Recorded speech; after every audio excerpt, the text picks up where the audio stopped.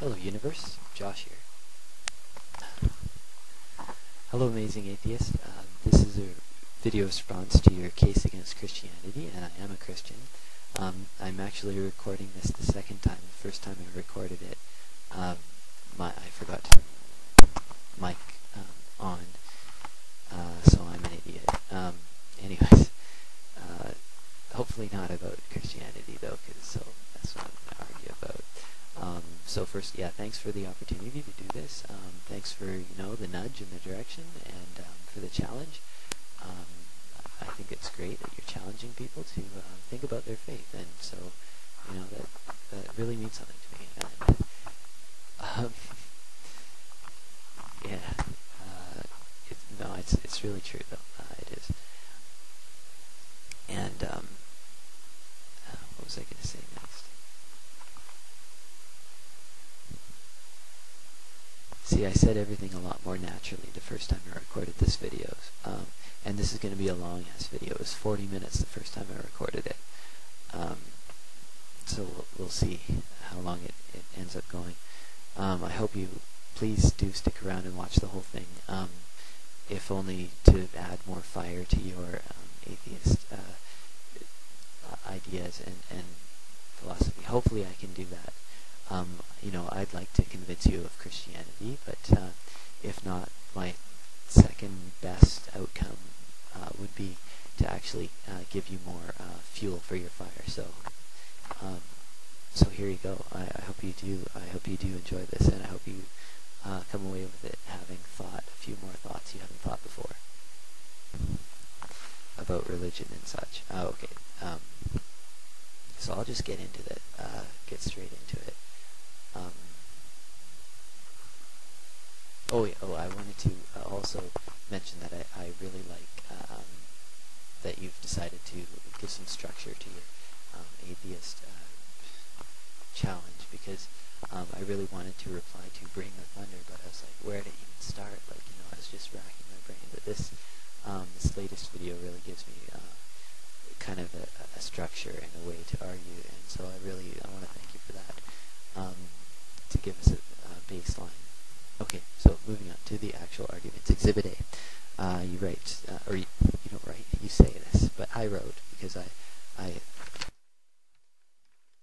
I copied down your entire video and printed it out for my use. Okay, Jeremiah 3:12. God says, "I am merciful and will not keep anger forever." Later on in the exact same book, Jeremiah 17:4, the exact same God says, "You have kindled a fire in mine anger, which shall burn forever." Now, I don't think this is a contradiction in the Bible, because obviously it's the same writer, or it's the same compiler at least, who must be very well aware that two of his own verses disagree with themselves. And I'm sure that there's commentary in the Talmud regarding this, because Jeremiah is one of the prophets sacred to Judaism. Sacred, is that the right word? I'm not sure. It's important to Judaism, and the Talmud would probably comment on some of Jeremiah's work, or whoever wrote Jeremiah. Probably Jeremiah, but who knows? Okay, so no, it's not a contradiction, because the writer is quite well aware that he's giving God two different characteristics. So it's more of a contradiction regarding God's actual nature, and I think that that appears because God has different attitudes towards you depending on whether you're one of his people, one of his chosen or not. And that's a theme in the Old Testament that we see, is that God keeps anger. He holds a grudge against people who aren't Israel, people who aren't his people. And on the other hand, he's constantly forgiving Israel and constantly giving them second chances. We see this in the example of the whore I forget which prophet was that married a prostitute, and she kept on being unfaithful to him, and he kept on hanging on, and that was supposed to be an analogy for how God kept on giving Israel second chances even though it was unfaithful, or sinned or whatever. I'm not going to get into that necessarily. But yes, this could be possibly a contradictory thing about the nature nature of God, or it could be just that God has different standards for people who are, his own people, or people he doesn't really care so much about.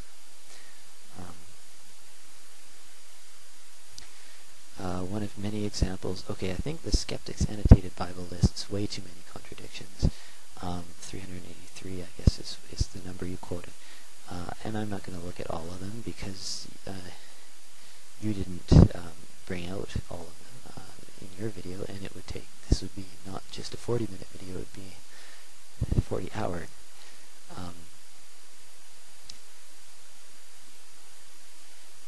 Now, yeah, I take this stance that they're not really contradictions, and I think they're just semantic wordplay. I think whoever's claiming that they're contradictions is just reading them on a surface level and really not looking at what the Bible is actually saying. And then the liberal or moderate Christian, who I wouldn't necessarily, in this case, I'd probably fall more under the liberal view. I think in most situations, though, I'm more conservative and probably would identify with fundamentalists quite a bit more, to be honest. But anyways, okay, well, I think both groups would ultimately reject me. Though, no, I shouldn't say that. Maybe I'll edit that out. No, I won't edit anything in this video. I'll just leave it in, no matter what I do. Pick my nose, whatever. Maybe I'll edit some. Anyways, the Bible is the imperfect word of man. It's inspired by God, but it's not written by God himself. No, it's not written. It's written by the hand of man. That doesn't mean that God couldn't have inspired it. Didn't inspire it completely. The books of perfections are obvious, but the Bible is pretty much the sole basis for your beliefs. Now I have to take issue with that because the Bible isn't the only basis for our beliefs. It might be the ultimate basis, although I probably wouldn't even claim that, really.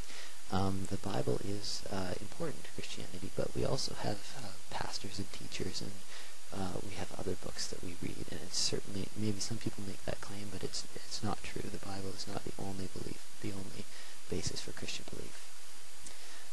And no, I don't agree with the lost books of the Bible and the Dead Sea Scrolls. They don't bring anything new to the Bible, to the biblical Christian experience, maybe to some individual Christian experience, and I do think that they're valuable. You should read these books.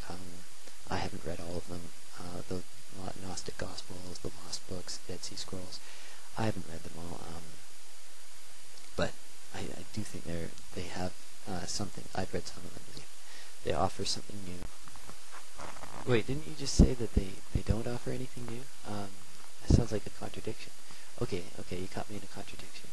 Here's what I think. They don't offer anything new to what's required of Christians to believe, or to actually finally definitively prove Christianity, or to delineate what Christians believe. They do offer something new in the way that a new poem always offers something new, or a new work of literature offers something new. It's a new way to think of things, to look at things. You shouldn't necessarily believe what you read in the lost books, the Gnostic Gospels. However, you should read them, and you should think about what they say. So that's what I'm trying to say there. Something to think about. Maybe they're true, maybe they're not. I don't think they're true. Not in the same sense that the Bible is. Christianity is a living religion. Well, yeah, I believe that, but I, like you, I don't really know exactly what that means. Which of the following perspectives makes more sense? The moderate Christian perspective or the atheist perspective?